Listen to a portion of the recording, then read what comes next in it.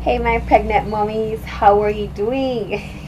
We're at week 24. I get so excited as we start moving closer and closer to week 30, 31, 32. Oh my God. And then it's time to have our baby. I'm like so excited. So I'm at week 24. Nothing major happened this week, but I know that last week, if you watch my week 23 video, I said that I was going to do a story or a vlog on my labor and delivery with my first child. She's now 3, and I'm going to tell you how that went right now. At the ending of this video, you would see pictures of the birth. All right. For week 24, nothing major is happening. Just a lot of movement, a lot of kicking. When I'm lying down, a lot of wiggling and turning. And I can never ever get the phone or the tablet fast enough to video it for you guys to get a good view of the action that's going on in my tummy. I'm in the kitchen preparing dinner, and I just decided to grab the tablet, and it would be a good time to just tell you guys the story. Alright, so I'm not sure how many weeks along I was when I gave birth to my daughter. What I do know is that I was tired, my back ached, I was hot. I would literally just have a shower, come out of the shower, and I was so hot. I was like, oh my God, did I just really have a shower? I would lie down literally in front of the fan, like this is the fan and this is my head, like really that close to the fan, just to cool my body down. I would sleep totally naked. Too much information, but really I would sleep totally naked because I was so hot. And then added to that, now my back was aching. This was in the last trimester, the last couple of weeks, she was supposed to born April 12th, but she came April 3rd. Now I'm going to tell you, I'm going to get to that. But so so my back was aching. I was really hot. I was walking and like wobbling like this. I was getting a lot tired. Wasn't getting enough sleep. And added to that, I had exams because I'm studying for my degree in social work at the time. And I had exams on the due date, on the date and after the date. I had exams. We're talking about April 2010 because she's 3. And I said to my husband, oh my God, I don't want to be in the exam room doing the exam and my water break and I have to stop. I don't want that to happen. So went on the internet and I decided to do some search. How to naturally induce labor. I came across eating pineapples, going for long walks, going for a swing, going for a car ride on a bumpy road, bouncing up and down like this on the edge of the bed or on a ball. Believe me, I did all of that and nothing worked. Oh, and having sex with whomever, your husband, or your boyfriend or whomever. So anyways, so I did all of that and nothing happened. I was like, no, this cannot be real. So I did some more research, and what I found out is that when you're doing it, you're in the mood, you enter from like doggy style. We all know what doggy style is. So we entered doggy style, and you're supposed to play with your nipples while he's thrusting. All right. So I'm there and I'm doing all of that because I'm like, I don't want to have this baby on exam date. So I'm there doing all of that. Let me start cooking. And so we're there doing it. And at the end of it now, I was like, oh, in case you're wondering what I'm cooking, it's greens. Yeah, because you almost be saying, oh my God, she loves eating greens. Yes, because remember, I had some dizzy spells and the doctor said that I should, you know, kind of just increase my iron intake. So greens, yeah. So so we were there. So afterwards, after he was finished and I was finished too, you know, he's gone to get a snack to eat, and I'm there lying down, and like about 10 minutes after, literally 10 minutes after, man, this is my first pregnancy, so I don't really know what to feel, but I know the pain that I was feeling was not normal. I'm like, oh my God, honey, I think it's working, because I am feeling some pain, and believe me, it's not pretty. And he was like, are you sure? Because this is his first child as well. He's like, are you sure? Are you sure? I'm like, yes, I think it's happening. So I called my sister, because she has a son a couple years before. So I'm like, I think I'm feeling pain. And she's like, okay, you need to time it. You need to time it, see how far apart the pain is or the contraction is.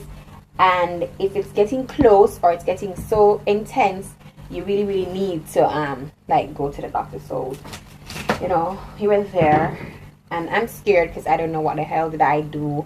What happened? Oh my God, is it really time? Did it really work? So I just grabbed the bag and I'm like, babe, let's go. Let's just do this. Let's go. So we grabbed the bag, and we decide that we're gonna head out to the hospital. So when we reach the hospital now, I don't want the video to be long, so I'm trying to go as fast as I can. When we're at the hospital now, it's a teaching hospital, so you have students there and you have residents there. So the resident came and she's like, okay, I'm gonna let a student examine you to find out how dilated you are. Is that okay? So I'm like, yeah, I'm fine with that, because, you know, I was at university at the time, and the program that I'm doing is social work, so you need practical as well as theory. So I'm thinking, okay, she needs to know what to do, you know, in order to know what to do. So I said, okay, fine. Oh my God, she couldn't find the cervix, you guys, and it was the worst pain. Oh my God. I mean, she couldn't find the cervix. She like insert fingers and she's trying to find where the cervix is, and I'm there screaming as hell. And then the resident comes in and like, okay, move over. I'm like, move over? Hello? I mean, I'm feeling pain. She's like, move over, I'll find it. And and she found it, and she's like, oh, you're 3 centimeters dilated. I'm like, okay, I'm almost there. I'm 3 centimeters. It's a couple more to go to 10. Anyways, so she's like, okay, we're not going to discharge you. You're gonna stay.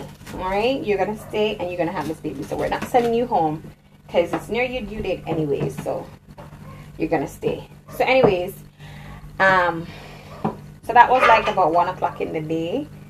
Yeah, 1 o'clock the Friday. Yeah, 1 o'clock the Friday in the day. So we're there, you know, getting dressed in their hospital robe, and, you know, unpacking stuff and getting ready to labor. All right, so the nurse come now and she's like, okay, you need to start walking. So to speed things up, you need to start walking. That's like about after 2 hours.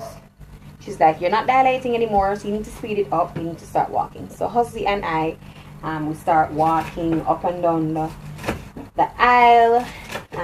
We saw newborns everywhere, like, oh, how cute. And, you know, we get even more excited because we're like, it's soon our time. We soon have our little bundle of joy. So, you know, we're there walking up and down.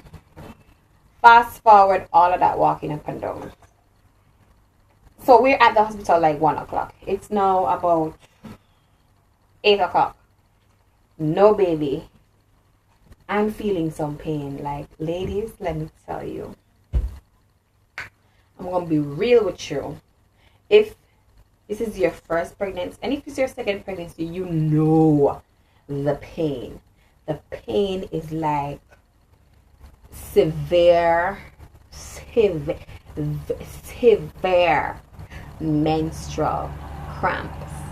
Now, I'm not saying it to scare you. Let me just, for the record, I'm not saying it to scare you, because everybody labors differently, and if you choose to do to get an epidural, when you reach, I think, about 4 centimeters or 3 centimeters, you can get it. It will ease your pain. But if you choose to go all natural with little or no pain medication, it's going to be painful. And the reason, logically, let's think about it now. Logically, the reason why it's that painful is because your muscles are literally contracting. It's squeezing your little munchkin out. It's squeezing your little munchkin out. So it squeezes and he or she goes down. It squeeze some more, he or she goes down. And then the placenta, everything is ripping apart to come out as well. So it's normal. The pain that you're going to feel, it's normal. So there's nothing, you can be scared if you're a first time mom, because I was scared. But it's normal, okay? So don't be like, oh my God, I'm going to feel so much pain. Yes, you're going to feel pain, but let's think about it. It's logical. You have to feel pain. Unless you have epidural or any other pain procedure. Okay, so just want to get that out the way. I'm not saying it to scare you. I'm just giving my experience. So it was really painful. So we're there, and I fall asleep somehow in between all that contraction. I fall asleep, and I was like, when I woke up, the pain was, I was at 7 centimeters. And I was like, oh my God, I can't do this anymore. I can't do this anymore. Oh my God, I need a C-section. I'll pay for. I started talking all sorts of crap. I was like, oh my God, I need a C-section. I need an epidural right now. And that's when the nurse said, Mrs. Plummer, you can't have the epidural now because you didn't make arrangements for it before you come to the labor ward. So what I suggest that you do, mommies, is if you're planning to have an epidural, talk to your doctor about it. Put it in your birth plan, because some hospitals won't just give it to you like that. You have had to put it in your birth plan before. So that's what she said. You can't have the epidural now. You're just going to have to write it out. You're 7 centimeters. You're almost there. Okay, I'm 7 centimeters, and I started bawling. I'm like, oh my God, I can't do this. And I read on the internet that if you labor calm and less stress, the baby will come out less stress. So for the whole time, from 3 centimeters to 7 centimeters, I was trying to be as cool as a cucumber. I was there being so cool, but girl, when it touched like about 8 centimeters, I couldn't be cool anymore. I'm like, oh my God, you know what, freak this. I'm not going to be cool. I'm not going to be calm. Let's get it over with. I mean, I'm bursting. I mean, that's how I felt. I wasn't literally bursting, but that's how I felt. I'm like, I'm bursting out. I need to get the baby out, like, seriously. And my husband was like, come on, baby.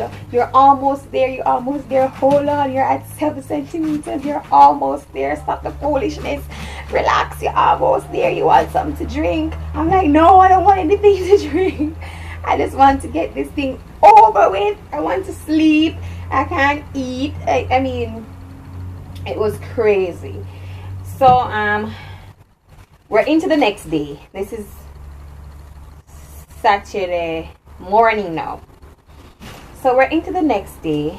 And we're at like 4 o'clock in the morning. Remember, I started laboring from 1 o'clock the day before. So, it's like 4 o'clock in the morning now. And this shift change, nurses gone home, new nurses come, the shift change, the doctor gone home, a new doctor come. So some new nurses came, and I was saying to the nurse, I'm like, nurse, I really cannot manage this anymore. My body cannot manage. I've been going so long without sleep, I cannot manage anymore. She's like, okay, Mrs. Plummer, and when you reach like 9 centimeters, I will help you. I will open you up, and you push the baby down to a certain extent, and then I'll bring you to the labor ward, the delivery room. So I was like, okay, good. So I managed to get a little bit of sleep, probably about 20 minutes, and then the pain came back. The pain came back. And she came in and she's like, okay, let me check you. And she checked you and said, wow, you're at 9 centimeters, but I'm not going to let you labor for 1 centimeter more. I'm going to help you, okay? Because I realized that you're in a lot of pain. So what she said was lie down, close your eyes, and relax because it's going to be a little bit painful. What she did now, she put on her gloves. She went in to where the cervix was, and then she used her fingers and she opened the cervix. And she's like, every time I tell you to push, you push. So she go in and she open and she said push, I push. She opened somewhere and she said push, I push. She opened somewhere and she said push. We're talking about my cervix here. She's manually opening my cervix. So I said push, she push. Push and I push. Push and I push. Until the baby's head was like literally right there, like holding up the surface. Because remember, it's not 10 centimeters, it's 9. So it was literally right there. And she's like, okay, the next push you push, your baby's going to come out. So let's go to the labor. Let's go to the labor room. So we went to the labor room. And we're there. And within a matter of 2 minutes, her head was out. And I was going to give the final push to get all of her body out. And then the nurse was like, Miss Benny, hold on. Don't push. Stop the pushing. And then my husband is behind me in my ear. Baby, don't push. I'm like, what's wrong? Because, you know, if you're pushing and the nurse says, stop pushing, your heart starts beating, your brain wandering out. So I'm like, oh my God. What's wrong? And she's like, the cord is around the baby's neck. I'm like, oh my God. All the things that I've read about the umbilical cord being around the baby's neck cannot be good. So I'm in panic mode. Of course, I don't push. So she cut the cord from around Elena's neck, and she said, okay, you can push now. And push really, really hard because we need to get the baby out. So she cut the cord, and I pushed really, really hard. I mean, 2 big push. And she was literally out. I'm like, I said to myself, she's not crying. Why she's not crying? I'm saying it to myself. But being a first time mom, you're scared, you're saying it, but you don't know what to do. You know that the baby is supposed to cry. You know that first breath to open the lungs and whatever. So you know that. Every mom knows that. So for your baby to come out not crying, the cord was around the neck, the baby not crying, you're in panic mode. I mean, you're there, you're helpless, you can't do anything. You leave it up to the nurse and God. So I was like, oh my God, the baby's not crying. She's not crying. Oh my God, what am I going to do? She's not crying. My husband now, he's so excited that the baby is finally here. You got a glimpse of her before they took her away. He didn't even realize that she's not crying. A good couple of minutes after, I'm being so real. I can't give you exact minutes after, but like 3 or 2 minutes after, just as I was about to say to the nurse, I'm not hearing her, I heard her cry. I heard her cry. Oh my God, she cried. I mean, it still kind of gets a little bit teary because I was like, oh my God, she's here, she's okay, she's crying. And then the nurse was like, what baby you have? I didn't get a chance to see what baby I have, but I think it's a girl. She's like, yes, it's a girl, and she's okay. She's on a little bit of oxygen, but she's okay. Elena, come here. And here she is today. Oh, say hi. Hi. Alright, go back and watch TV. And she's okay. Ah! I was like, oh my God, it was so nice. It's so magical. Believe me, it was a dramatic, long 19 hours. She came out like about 7:30. Long hours of labor, but it was worth it to have her in my arms. I'm looking at her, I'm loving on her. I'm like, thank you God, thank you God, because thank you God. Now, what I forgot to mention in the video, I mean, I was so caught up reliving the birth story with you. What I forgot to mention in the video is the episiotomy. What that is that the doctors like numb the entrance of your vagina. So the doctors numb the entrance of your vagina, and then they they inject it, numb it, and then they cut. I can put a link below not my episiotomy now. A link below of a documentary of a person getting a episiotomy. Yes, it's really gross. But I mean, it's pregnancy and things happen. It's going to be blood and icky all over. So if you're a squeamish person, you're pregnant. Get over it. Alright, so what I forgot to mention was the episiotomy now. As I mentioned before, it's when they, they cut the vagina slightly open so that the baby can come through. I think the reason why they did that is because of the cord being around the baby's neck. They slit it so that they could get a grip of the cord to cut it. So and afterwards they do sew you back up. They sew back up the vagina, and then the stitches fall out by itself. So that's it. That's my birth story. I went down to the where the maternity ward is, and I rest, I sleep, and that's it. Breastfeeding was okay. I didn't have milk right away. As the baby's born, they put the baby on your chest to like bond skin to skin, and the baby gets to go put the baby on the breast to start stimulating the breast and whatever.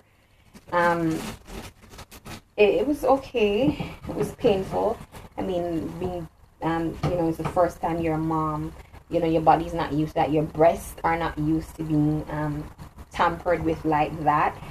So it was painful. It was painful, and I heard that putting breast milk back on your nipples, like after you finish breastfeeding the baby, putting breast milk on the nipples help to soothe the ease, to soothe the pain that you're feeling. So I'd recommend that you do that as well. That was it. So I breastfed her. We were discharged the next day after they realized that she pooped, because I don't think the baby's allowed to leave the hospital unless he or she poops. So, and the first milk that comes from your breast, I think it's a colostrum, not sure. That's what helps the digestion with the baby, so the baby can poop. So after that, the baby pooped, and some green blackish kind of poop. It was okay poop. We were allowed to go, and we came home, and the journey begins from there. The feeding every 2 hours, the walking, and the and the playing the music and the whatever. But it's all worth it because she's healthy now, she's okay, and we have another one on the way. For this baby, we shall not be self-inducing. No sir, we shall not be self-inducing at all, because I think the reason why I labored so long was because I induced myself.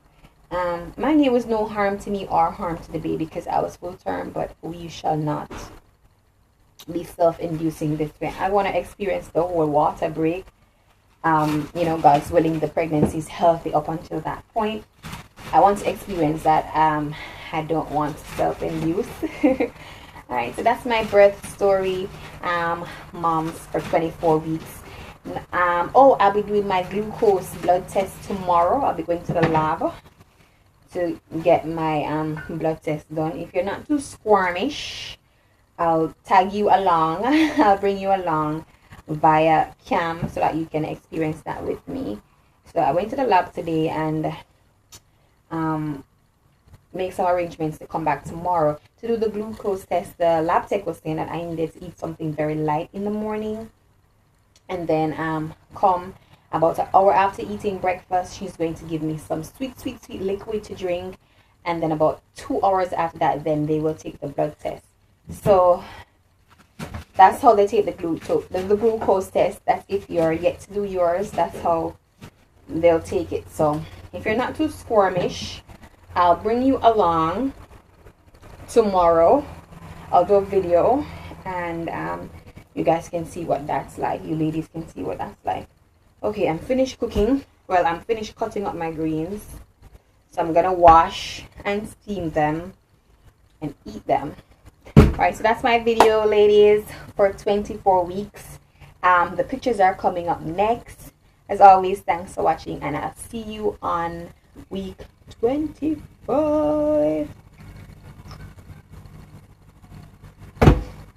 Bye, loves.